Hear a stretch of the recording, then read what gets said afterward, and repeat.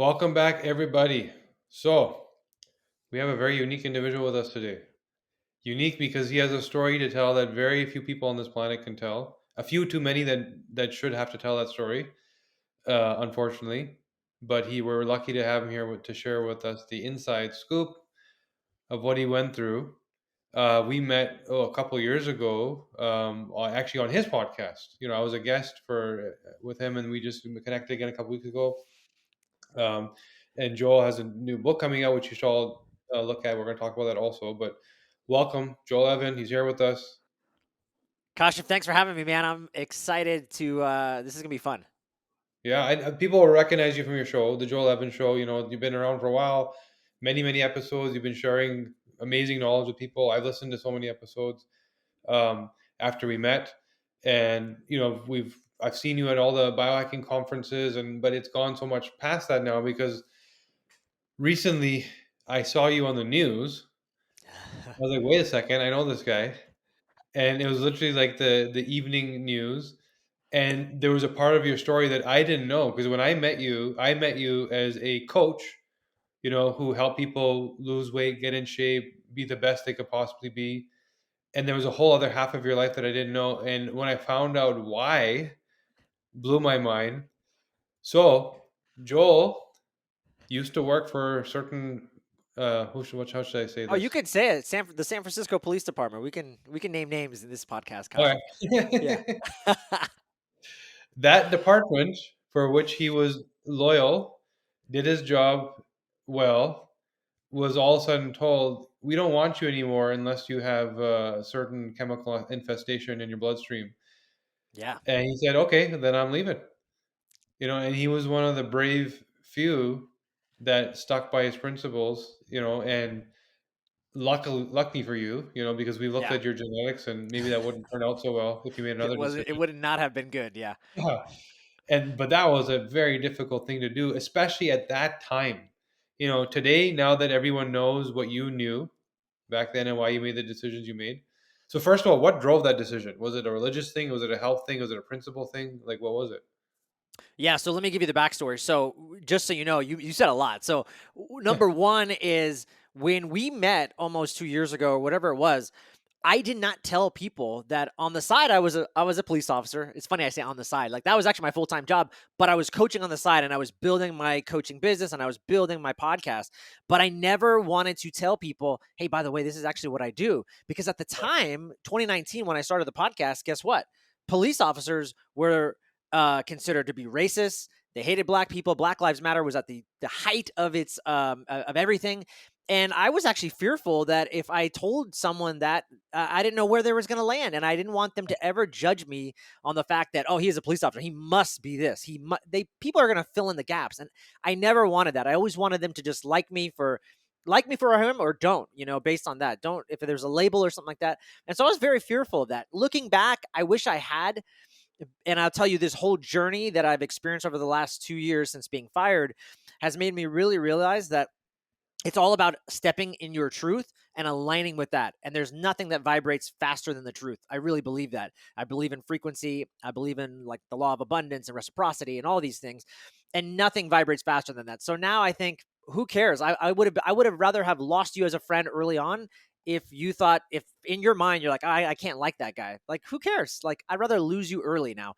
And so that's been part of my growth. But for 6 years, I started off as an Oakland police officer in California. And anybody that knows Oakland, California, they know it is always the top 5 dead or alive, one of the most dangerous cities on the West Coast. So if you're in the United States, that name comes out very frequently because it's always top 5 rated for crime. I had no idea that when I got hired, Yeah. and it was probably a good thing that I didn't know. As a kid, I just went to the baseball games in Oakland, and that's all I knew. But it was extremely dangerous. And so I did 6 years there. I lateraled over to the San Francisco Police Department, and I worked there for about 8.5 years because I thought the grass would be greener. And San Francisco is a worldwide city, and I had been there, 8.5 years, so almost a total of 15 years in police work. And the pandemic hit, and I did my job. Yeah. I was actually working at the academy at the time as a trainer, so I was a full-time trainer teaching use of force and tactics. And when the pandemic hit, I remember in December of 2019, they closed the academy down for 2 weeks. And you know where they sent me? Because they were so concerned about my health. They sent me into the Tenderloin district for 2 to 3 weeks. And they said, go out and we need you to move the homeless people around because, this virus actually spreads through the contagion is through, close proximity and people.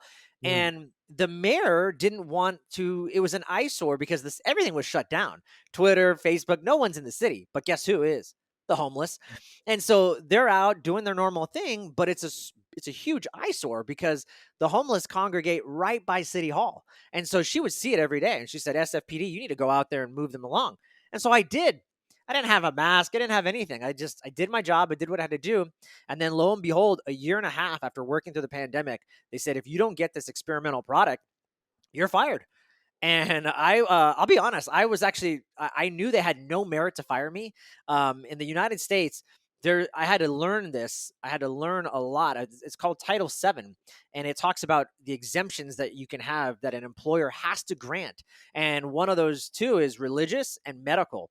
And so I applied for a religious exemption. It was approved, and then later, I think a month later, they later denied it and said, mm, "Well, after further looking into this," and this was just, I mean, I'm going to tell you right now, you can't do that. That's illegal. And that's number one. And then the other thing is, when they fired me, they said that I was a direct threat to society.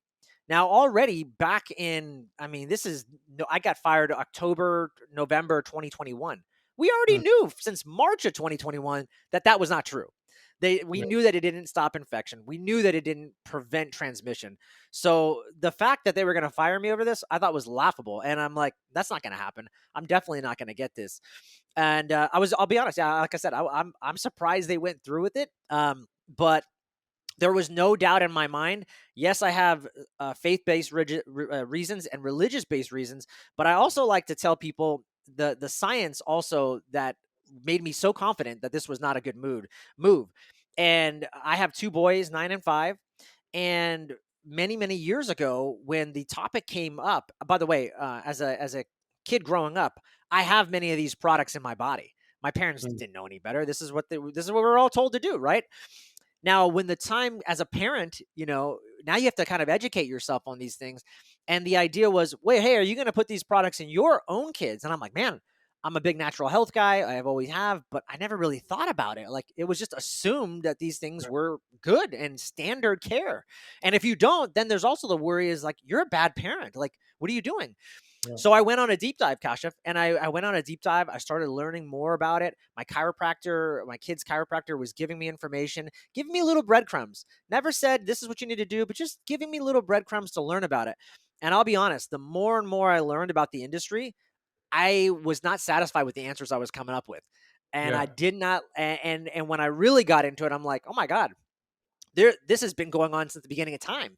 And so when we entered the pandemic in 2019, what I tell people, because they always say, Joel, how are you so confident? And you were so confident that this was not a good idea. And I'm like, look, they've been running this playbook since the 1900s. Just go back and look. The Mm, only and so what actually really happened though in the pandemic is they just poured gasoline. I mean, I've never seen it as bad. I don't think any of us have. And they just poured gasoline on the fire. And like again, luckily, I always tell people I was 9 years ahead of you because of my son. He forced me to go down and do a lot of research, and I was just by the time the pandemic hit, I was very prepared and very confident and grounded in what I was going to do. mm. And by Yeah. the No. way, the last thing I'll say is it wasn't easy. I was making $200,000 a year as a San Francisco police officer, and so to have that just stripped away from me like that, people say, "Oh, it must have been easy for you. You had a good job, and you had money." BS, man. Come check out my credit card bills right now and see how I'm maxed out. Uh, These decisions aren't easy, but you have to be really rooted in faith and courage. And I mean, there's so much I've learned. I can tell you so much more. Yeah, it takes that courage, because and there's a lot of people that were borderline that fell to fear, and so and you're right. People don't. A lot of people still don't see this that it wasn't a new phenomenon. What just happened? The entire vaccine schedule for children is not safety tested or proven. This is not new news that these tools There's medications that go through rigorous testing that are have, double blind placebos that are safety checked for a decade before they get to market. I don't know how this happened, but vaccines get around all of that, Yeah. right? There's this ruling that came out, I don't know when it was, a few decades ago, It that was the just 1986 Act yeah, is what gave them complete freedom of liability. yeah, and then so then why not just do that? Because if you're a pharma company saying I wanted to get to market now, I'll take the least path of least resistance, right? And so 100%. just that word vaccine promises you that the person making it does not have the rigorous safety checks and protocols of any other type of medication, any other type of pharma solution, right? So it's the same playbook, and it's over and over and over again. And this is why we see, the kids. How many people are fighting over where autism comes from today? How many people are fighting over where Mm. allergies come from today? And how many parents can tell you how much their kids changed a few days after they took certain stuff, right? And they know nobody knows their kids better than them. But then a lot of parents will say, "My kid didn't change." Is not true. Yeah, because genetically they're not the same. Some can Yeah. cope, some can't. That's why 1 in 28 kids is autistic today, not 1 in 2, right? So moving forward, all of a sudden you're sitting there, no job, dreams are smashed, and how does your family deal with this? Because the pressures at home, like I don't care about your morals. Go bring home a paycheck. Like Yeah. Yeah, I'm lucky, man. I have a lot of support from my wife, and the pandemic. I think I know a lot of marriages and people got destroyed, and they broke up, they got divorced, and it's sad. I mean, luckily, my wife and I were super aligned in this issue, and so she backed my play. I mean, listen, I mean, I could have also gone out and got hired with other police agencies, but I really felt like it was. I felt like God or the universe was just telling me, like, Joel, stop playing one foot in and one foot out. Like, you yeah, really want to get this coaching thing off the ground. Like, and the only way to really do it is you got to burn the boats, you got to burn the past yeah, and go all in. And I was always playing one foot in, one foot out. And I think that security of always knowing that I had a consistent paycheck probably limited me. And I wanted to see what it was like to be no limit and to take the brakes off and go all out. And so that's what I did. I mean, I had been building, like we talked about, I've been building my coaching business on the side. I've been building my podcast rigorously. And I figured I'm just going to double down on what I'm already doing and now really go all in. And that's what I did. And I can't say I'm a success right now, but I know by just continuing, if I just get up one more day and I get up again and I get up again and I just keep putting out good energy and serving at a high level, I'm going to figure it out. And so yeah, that's kind of been my mantra. yeah. And I know you're being humble about it because I've seen your work online and you've been growing consistently. And I know, so because when you get that deep level of connection and meaning and purpose to your work, success is a much bigger sort of image than here's my paycheck, and the potential of what you can now do. There's the heightened ceiling versus your progression through the force, very different, right? So now it's like 100%. sky's the limit, literally sky's the limit, and now you're helping people every day, in doing this work. So tell us about the work you do, because I've seen it online, but maybe some other people haven't. Yeah, so it's funny. I mean, a lot's changed for me in the last year and a half of being off, and it's been a lot of growth. And as an entrepreneur, you know this too because you also left a very secure job, right? You were a jeweler and had this like amazing.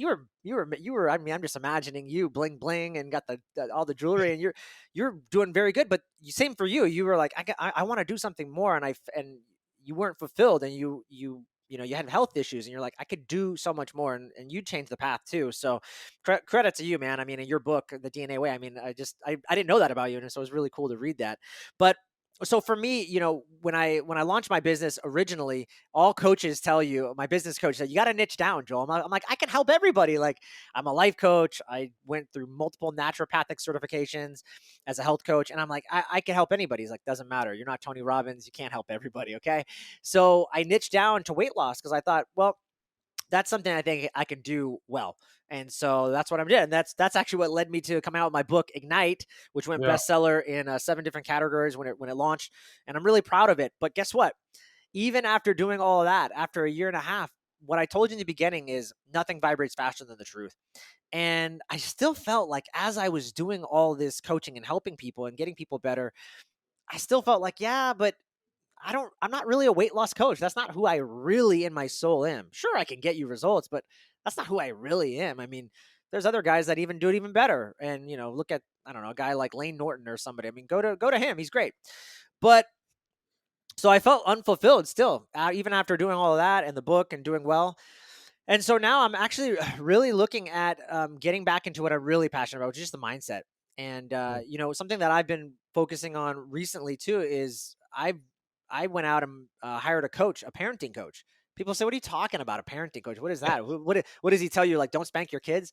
No, guys, he doesn't. But as an entrepreneur and a go-getter, and you ran my DNA profile and you're like, yeah, this Yeah. is everything you are. Well, one of my biggest fallbacks is I'm not present. I'm not present with my family. I'm not present with my kids because I got all these goals. If you see my whiteboard over here, I just got all these things I want to do, products I want to create. And I'm always spinning. But the problem is it suffers at home because I'm not present with them. And so I hired a coach and it completely changed me. I mean, and I don't think you can ever reach a point as a parent where you're like, oh, I figured it out. But it's really made me realize like what's really important, right? And health is extremely important, but like what's really important at the end of the day, Yeah. when you lose everything, and I'm on my deathbed one day, hopefully it's 120 after interviewing you, I can go to 120. But at 120, like what am I gonna remember, man? Am I gonna remember like how many great best-selling books I had, or how many products I created, or the Lamborghini, which I don't drive, but am I gonna remember those things? No. It's gonna be like, how did I show up as a dad? How did I create, those relationships and bonds with my kids and my wife? And how was I? How did I show up for them? And I'm Mhm. really, really thinking about that. So that's even I'm even looking right now at coaching first responder men because I see such a need for that. And so many first responders working tons of overtime. They're not there for their families. And yes, they're going to get all the plaques and the accolades and say, man, he was one of the greatest cops ever. But at the end of the day, they all say this is, man, as far as regrets go, I wish I'd spent more time with my kids and family. And I don't want that to Yeah. happen because I know I've gone down that path. So this is the path that I'm looking at expanding into now. But still, if anybody needs help with metabolic health, we know, and I talk about this in the book Ignite. It's crazy. 6.8% of the US population is deemed metabolically healthy, which is just a travesty. And so I really wanted to make something easy for people. Like I want people to really understand it's not that hard. And people will say to me like, "Well, how do you do it?" And really, like I tell them I only work out 10 minutes a day. That's impossible. But it is because I've built in these systems and habits, and that's what I talk about in the book is how do we make health easy? And it's not a book about weight loss. It's about getting yourself healthy, and when you're healthy, you can't be overweight. So what does your 10 minutes a day look like? Well, I do have some biohacking tech, right? But if I didn't have that, we saw it when I met you at the biohacking conference just the last year. I have one of those newbie machines, and we were talking about the electric stim. So Right. obviously, I can. I mean, listen, don't get me wrong. That's an $18,000 machine. I can hack a workout pretty, pretty, pretty cool. But what I will do is it's usually 10 to 20 minutes. I have a Carol bike. So sometimes I'll do that's a 10-minute workout, it's 5 to 10. I mean, those are two 20-second all out sprints. Okay. Mm. I mean, the studies they have just with that is you do two 20-second sprints 3 times a week. That came down to I believe it reduced VO2 max by 10%, 12%. So it was almost, and like I think a 10% drop every year that's like a Mm. decade of your life. So type 2 diabetes went down. And this was just 3 times a week, 10 minutes a day. So I'll do some kind of rehit kind of workouts like that sometimes. For me, I'm doing a lot of movement, and I'll use even like the X3 bar, right? I use variable resistance training in and that is just, if you don't have an X3 bar or you don't have all this tech, you don't even need it. Do one set all out to failure. That's really all you need. And so I interviewed a doctor out of the University of Florida, Dr. Samuel Buckner, great guy, and you should get him on your podcast as well. So we were talking about muscle hypertrophy. Like, how does a muscle really grow?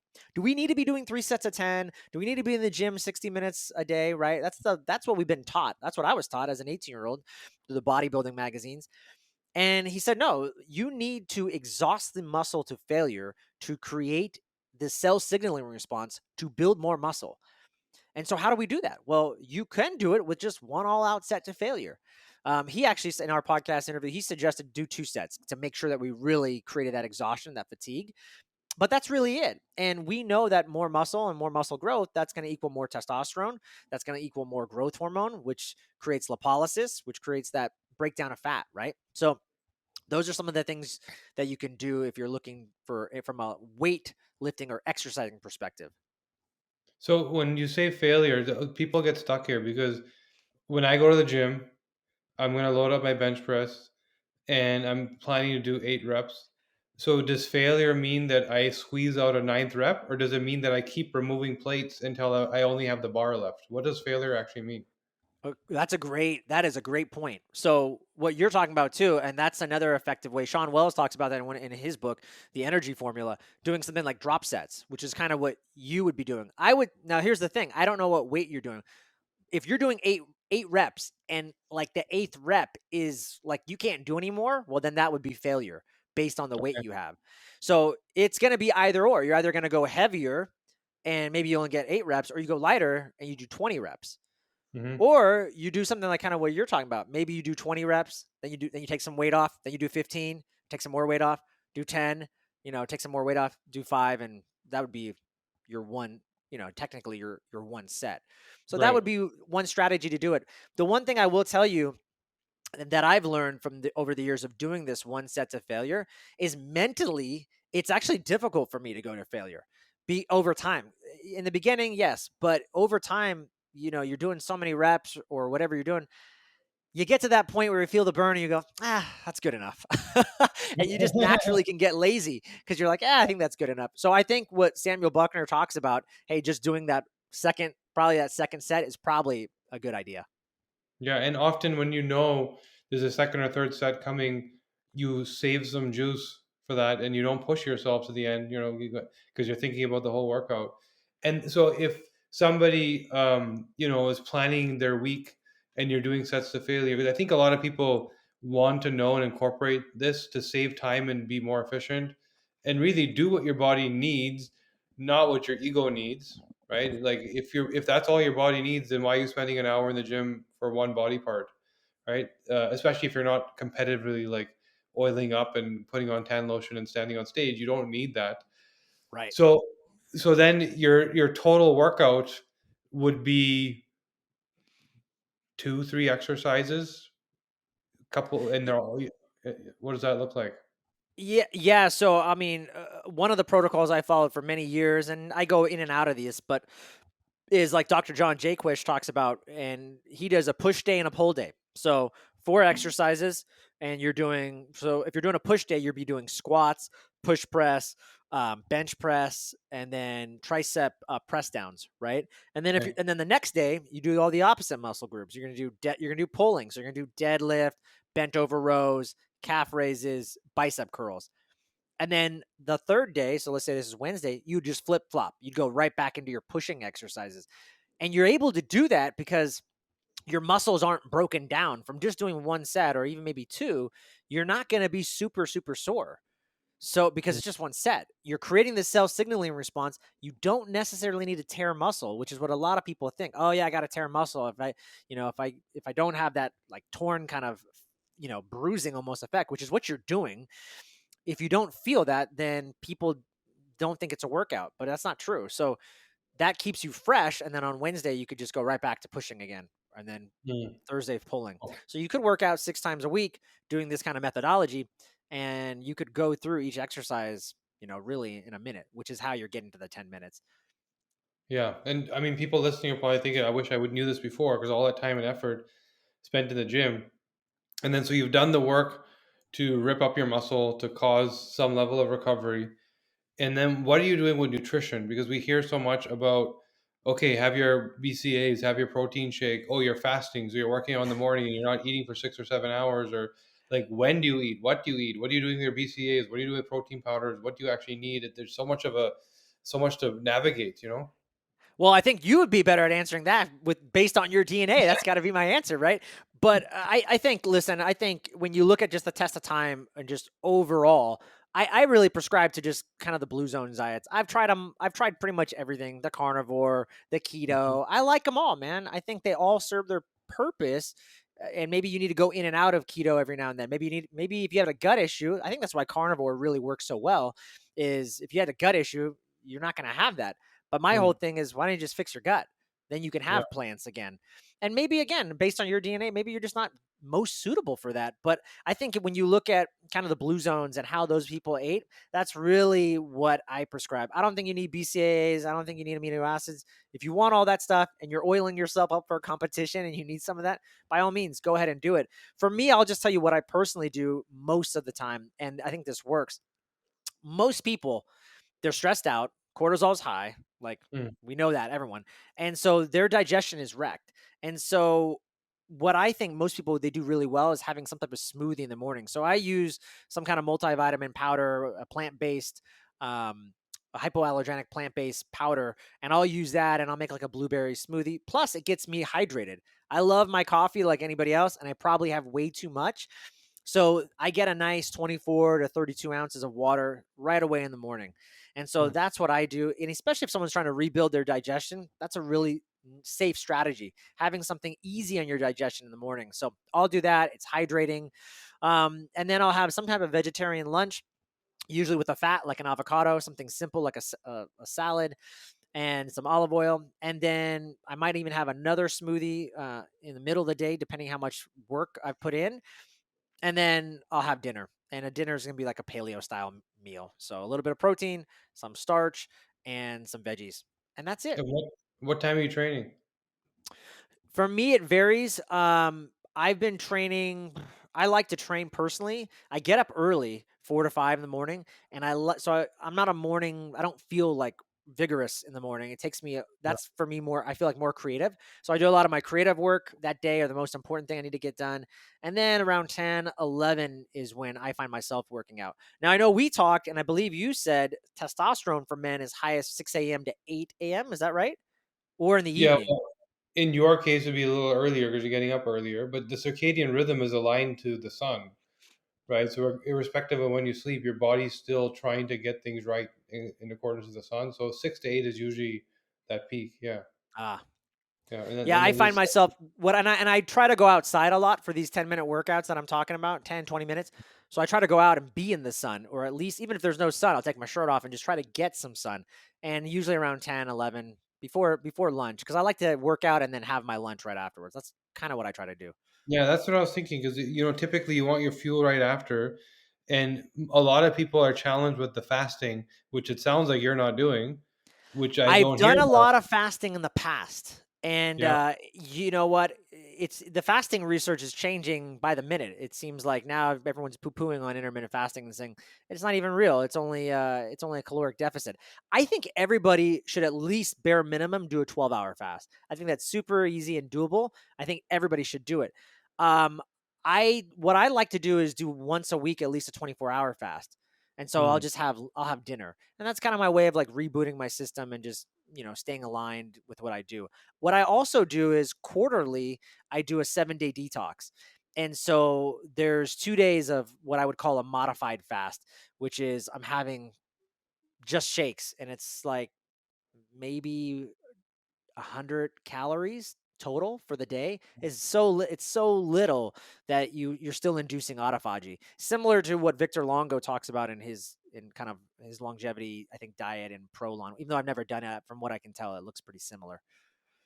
very cool. So yeah, I kind of agree with you there because I've like yourself have been experimenting with fasting, and I find like so you have guys like David Sinclair walking around saying that you can only eat one meal. Not that you can, but if you truly want to have a therapeutic anti-aging tool, it's one meal a day and that's it, and you're doing that forever. But I find that days, if not weeks into that, not everyone does well, right? Your body starts to struggle. It may be a load on your hormones, your cortisol, your adrenals, your everything, right? Whereas if you really want that shock to your system that boosts autophagy and like that what is your body doing? It's responding to famine and it's boosting everything and giving you all the systems firing to give you cell regeneration, all this stuff. That one day a week really does that, if not 2 days a week, right? um so some people do like a Tuesday Thursday Tuesday Friday type thing. And they're getting the equal benefit I see as people that are just fasting every day and often miserable. So I've been doing it daily, right? Like I eat Yeah. my first meal like 2 o'clock, but the last month or so, I've been changing it up. And some days I'll have breakfast if I feel like it, and just listening to my body more. Because I feel like once you get yourself to metabolic health, once you fix the problem and you're healthy, there's a lot less you need to do to sort of drive the needle, right? And a lot of what we're doing is about getting healthy. But once you're there, you have flexibility. If you want to keep diving deeper with your prescription for life with the Unpilled podcast, make sure to subscribe on Apple Podcasts, Spotify, and YouTube. I've also written my first book, The DNA Way: Unlock the Secrets of Your Genes to Reverse Disease, Slow Aging, and Achieve Optimal Wellness. Take a look and enjoy, guys.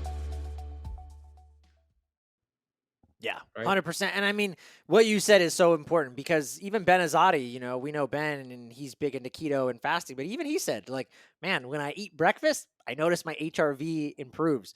Yeah. So, I mean, you got to do what's right for you. And I know there's general, like, there's that famous general, I think, I can't remember his name, Stanley something. He does one meal. He's been doing it for like ages and it works for him. But, again, if cortisol is spiking and you're doing all, is it really helping? And I think the evidence is showing more. You have to do longer fast, the 24 to even Yeah. 72-hour fast, to really get that stem cell benefit. Or if you're trying to like help with something like cancer or something like that, you're gonna have to go way deeper. So just doing intermittent fasting, a 16/8, I don't know how much that's moving the needle. And I used to do a lot of that. Now I'm just kind of like you said, listen to my body, doing at least a bare minimum of 12. I think that's absolutely necessary.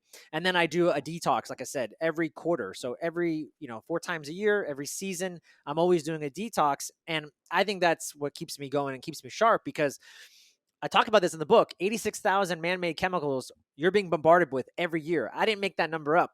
That's on the Mm. EPA's website, the Environmental Protection Agency's website. So your liver's got to detox all of that. And what I see over and over again is people become toxic, they become inflamed. And I don't Mm. think all the weight gain and metabolic health that a lot of people are facing has anything to do with they need to eat less and exercise more. I think it has to do with the toxicity issues. So that's what I do, and I have that like plan in my calendar every 3 months. I do that, and that really keeps me sharp.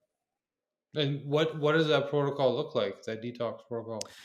Kind of. So that's what I was. It's a 7-day detox. The first 2 days you're just doing, and here's what when I say detox, people freak out. Or they Yeah. think, oh yeah, I've done that. I don't know what this guy's talking about. I've done that. They bought the green juices or the teas and the all that stuff. This is not a cleanse, and it's Okay. a detox, and that's what people get confused. They think they've done these juice cleanses, which that's great. I think you're doing something, but you're not detoxing your body. And so all I'm doing is just stimulating phase 1, phase 2 detox of the liver, which is helping pull out some of those toxins. And that's it. So it's just a combination of I'm giving myself the nutrients to stimulate phase 2 detox of the liver, which could be something like glutathione, NAC, glycine, L-glutamine. There's some Ayurvedic herbs that will also help with that. And so I'm taking that with a multivitamin that's stimulating phase 1 and phase 2 detox of the liver. And I'm doing, like I said, a little bit of modified fasting those first 2 days, and Yeah. then eating a low-fat, plant-based diet in general that week, and that's it. And I'm taking Yeah. some supplements to couple with that. Yeah, it's funny because normally when you hear someone doing a 7-day plan, it's like, here's the juices I'm taking, here's so that's why I asked, like, what does it look like? That's what was missing. But you're saying no, you don't need any of that. It's something entirely different, and which makes sense to me because a lot of people think they're going on a cleanse, and they do like a juice cleanse or some kind of food cleanse, and they actually cause themselves disruption because they're having like 30, 40, 50 grams of sugar three, Yeah. 4 times a day, and driving their insulin crazy, and they don't even know what they're doing. And a lot of these foods that can be tolerated as whole, when you blend them, it's like, for example, baby spinach.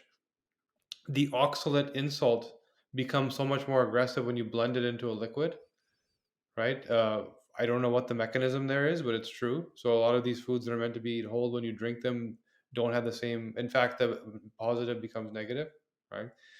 So that's all awesome, and this is why I think everybody should take a look at your book, because this is years and years of you putting not only your personal journey but your coaching practices into one book that people can now dive into and learn. And whether they decide to work with you on coaching or anybody else, they can. That's where the accountability and the bespoke personalization comes in.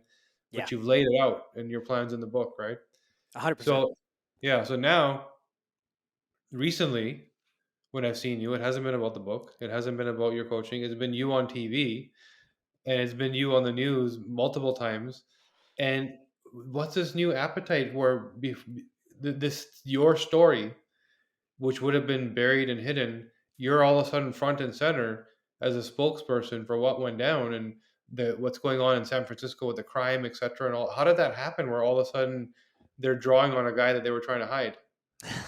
So it's funny you ask, because I got really lucky, I say, but maybe it wasn't luck. It was a lot of luck and a lot of hard work. I never gave up. I reached out to media. I tried to get the story out early on. Guess what? Nobody cared. Yeah. It wasn't popular to talk about that back then. And so what happened is I just stumbled upon a reporter who was looking for a story, and she worked for Fox News, and she needed a story about how mask disrupted their family unit. And so I rose my hand and said, "Hey, I got a story for you. I think I can tell you about how masks ruined my family." And I was living in San Francisco. I lived there for almost 10 years with my family, my two boys, and we moved. We moved not too long ago, at the height of the pandemic. We moved to Idaho, actually, to get away from all the insanity. And so I told her this story, and she goes, "Oh my God, Joel, you have so much more of a story than just the mask. I don't even care about your mask story. I want to talk about this Yeah. SFPD story." And I'm like, "Oh, okay. Well, no one else has wanted to talk about it for 2 years, so I didn't think you cared. But sure, I'm happy to tell it." And that was it. Honestly, that was it, Kashif. Once I told that story, I kind of just got plugged in to the Fox News network, and now they just text me or they call me, "Hey, do you know anything about this?" I'm like, "Oh yeah, I know all about that. I know anything Yeah. about everything and anything about the innards workings of San Francisco. I know exactly what is happening and what's going down, and I can tell you why they're facing the problems that they're facing." And I have an intimate knowledge, obviously, of it and the behind the scenes peak, if you will. So I know exactly what's going on. And so now they just continue to reach out to me, and it's led to a ton of media exposure, which has been cool. I mean, I'm happy to tell the other side, which I feel like is not being told. And you're seeing a lot of destruction in San Francisco. And I honestly don't wish any of this on them. But, you know, it's funny because when I was talking with even other citizens, they're like, I was on a panel recently on the Lawrence Jones show, which is a big Fox News show. And, the citizens, I was paired with like three other business owners, and they couldn't believe my answer. I'm like, "Well, you guys kind of voted for this." And like, "What are you talking about? We didn't vote for this." I'm like, "You did. You voted for all these policies that really limited what we could do as police officers. You voted in radical DAs that never charged these crimes. And so you have an apathetic police department that is hamstrung, that can't do anything. And even if they do anything, nothing happens to the criminals. So now you're left with here. It didn't just happen overnight, just like health. It didn't just happen overnight. It's probably been Yes. working its way over the last 10 years. And now we're seeing the repercussions. And it's unfortunate. I think one day they'll turn it around, though. It's getting pretty nasty. Like you see all these videos on social media, people just walking into a store with a duffel bag filling up because they don't even charge you for theft anymore. You're It has to creating be this. over $950 to be, even worthy of really being a crime. Otherwise, it's just a lowly misdemeanor. And the DA in the past said, "I'm not going to charge these people are homeless." Some of them are homeless, and there's others though. I mean, these are organized crime rings, I promise. And Yeah. crime always moves in trends, and people don't understand that. And so for the criminal right now, they understand this is a great crime to do. The punishment's very low. I don't have to fight anybody. I can just break into cars and not deal with a person. Like, this is great. And, the last thing I'll tell you is Whole Foods, for example, and in many of these stores, I've worked overtime. The stores would hire SFPD to stand at post and just stand there. Please stand there at the Safeway, stand there at the store, and just try to deter theft. Like, people would come in from other cities just across the bridge and say, "What are you doing here, officer?" And I'm like, "Oh, they don't do this in your city?" They're like, "Of course not."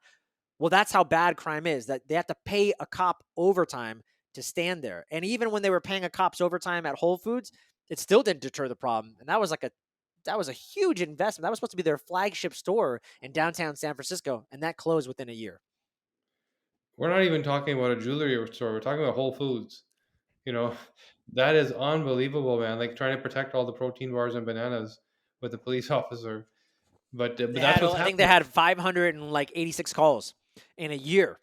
That ran the gamut of a lot of mental health issue calls and theft, of course. And so that's what they were dealing with. And that was even they had to close even though they had SFPD working overtime, and that couldn't help them. So it was they're in a tough Unbelievable. spot. Yeah, it's this general trend and theme we see of this like social destruction. You know, it's like taking all of what was built on this amazing country and slowly destroying it. You know, and in many different ways, all at the same time, which is unfortunate because there's still a lot of amazing Americans in that country that are ready to do amazing things, but the landscape has changed so much. And you know, where we speak to it is the landscape of healthcare. It is a complete disaster. And then there's guys like you out there doing amazing work and coaching people and actually driving outcomes. And nothing that we spoke of today had to do with disease or pills, because if you do things right, you don't ever even need to get there. Yep. You know. Yeah, and So I'll briefly just tell you, I had a woman recently contact me. I started working with her, and she's like, "Man, I can't lose weight. I just had my second kid, and I just finally got some time, so I started going to Orange Theory 3 to 4 times a week. She's been doing this for 3 months, hasn't lost a single pound." I said, "Listen, let's balance your body. Let's do things like the detox. Let's drain. Let's increase that liver and gallbladder and create drainage and detox pathways so that you can get a lot of that inflammation out." Kashif, in just 1 week, she lost 4.5 pounds. And she couldn't do that in 3 months. Nothing changed, but we're just giving the body the right input to heal. The body knows how to heal. It just needs the right input. yeah, yeah, we are resilient. We are designed to heal, recover, regenerate. You know, we have stem cells in us, just like you said. Like we're designed for it. Our bodies, our genes, they express based on whatever is going on. But if you're not healthy, if you're metabolically and cellularly failing, your genes and your mitochondria can't communicate, and they don't even know what to respond to. Everything turns into gibberish. So of course you're going to get sick, right? Yep. So it's unfortunate. So the book, where can people get it? By the way, Amazon. okay, Head so over go to to Amazon and you can get it there. I kept the price is still I kept it low. It's you can get it for 99 cents on Kindle still if you want. And that's the best place to get it. amazing, yeah, because it's amazing because it came out only like about a month or so ago and it became a bestseller right away, which is Yeah. great and no surprise. You know, it's amazing content in there. And some of it everybody's heard here today. And in terms of your coaching programs, so I know that what I saw you dealing with online had to do with weight, body, fitness, which you spoke to so eloquently today. But you're focusing more on mindset now. Yeah, I mean, listen, if anybody reaches out to me, I will still create a custom plan for you to lose weight. Like, make no mistake about it. I'm still passionate about that because I don't ever think about it as weight loss. I think about it as health. I'm going to get you healthy and then you're going to lose weight. That's the byproduct. I'm always going to think root cause. That's how I think about everything. Even people I've coached in the past, if they didn't lose weight, I'm thinking, well, what else is going on? And what's going on in the gut? What's going on in hormones? We were talking about a lot of that on our podcast about male Mhm. hormones and why they're not, maybe they make testosterone, but maybe they don't convert it over well. And so I'm Yeah. always thinking, like, what else could be going on? I'm always thinking root cause. I'm not thinking calories in, calories out. To me, Yeah. that's there's some importance there. I get it. And on the professional level, you probably do need to do that. But in general, for just health, I don't think that's really necessary. And so, yeah, I still help people with that. I'm really good with a lot of gut stuff, H. pylori, parasites, things like that. But like I said, I'm converting a little bit of my coaching to mindset, and I'm going to be rebranding and launching some new things. And the reason being is too, and I'll tell you this, and I talk about it in the book, when people reach out to me to lose weight, and I ask them, what's your biggest challenge? What's your biggest barrier? Why have you not, you want this goal really bad, but why are you not getting it? And I've never had them say, oh, I just need to exercise more and eat less. They, they always tell me one of two things: Joel, I'm not consistent and I'm not committed. Yeah. And that's a mindset problem. That has nothing to do with eat less and exercise more. It has Yeah. everything to do with what's up here. And so I'm kind of that's what I mean by mindset. I'm refocusing a little bit of that because I think that's what's going to move the needle the most. I agree with you. In all the work that we do in on the clinical side of our business, where we support people by mining their genome to find all of the red flags that could potentially drive the needle for them and get them better. We always, always, always start with mindset. Always. It doesn't matter what problem we're dealing with. Because if the person doesn't know how they perceive and how the world perceives them, very hard to change. It's and it's very hard for someone like yourself to work with them if you don't know what message you put out into the world, how did it actually get interpreted and received? Because what you say isn't necessarily what they heard, and vice versa. So yeah, I agree with you there. And the ability for you to do that is awesome for anyone that feels like they're stuck, in whatever it is. This is often where they get stuck and nobody's addressing it, you know? Yeah. So yeah, so it's awesome that you're able to do that. And I'm then, thinking about your story too, where you had that guy who, you told him his wife was going to get breast cancer, right? yeah, And he went out and he's dismissed the entire idea. He's like, he went out and went to another company, got like the genome mapped and all these things. Totally ignored what you said, and then she later got it, right?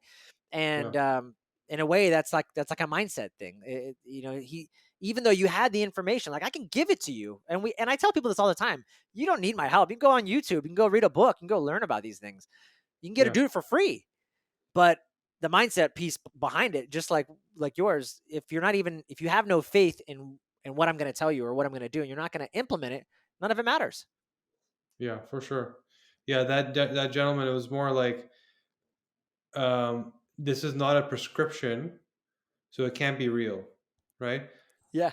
Irrespective of what the DNA is saying and what habits we've identified and how they're misaligned and how easy it is to understand biological pathways, it's not as easy as a doctor scribbling on a pad telling you to go get something, So that's where this guy was stuck. It was a mindset thing. He truly couldn't comprehend that I didn't have a lab coat and a degree, right? And that I could read a book and understand what it meant. So, but anyways, we then became the team that healed his wife because we understood why she got sick. So, and anyways, yeah, amazing example. So, anyone that's listening, all of our friends, family, customers, whoever's listening right now, I would suggest, if you like what we do, take a peek at Joel's podcast because you're going to see a lot of similar type of stories, information, etc. It's called the Joel Evans Show, right? Yeah, I just rebranded recently. I just shifted over. It started off as the Hacked Life podcast because I was really into biohacking, as you know, and Dave Yeah. Asprey, and he was another great mentor, virtual mentor of mine that really helped me think about health differently. When my mom got cancer, that's what really made me go down the path of. By the way, breast cancer, estrogenic. You and I talk about that a Yeah. lot, but it really made me go down the path of natural health even more. I was always into it, but that made me want to do something about it.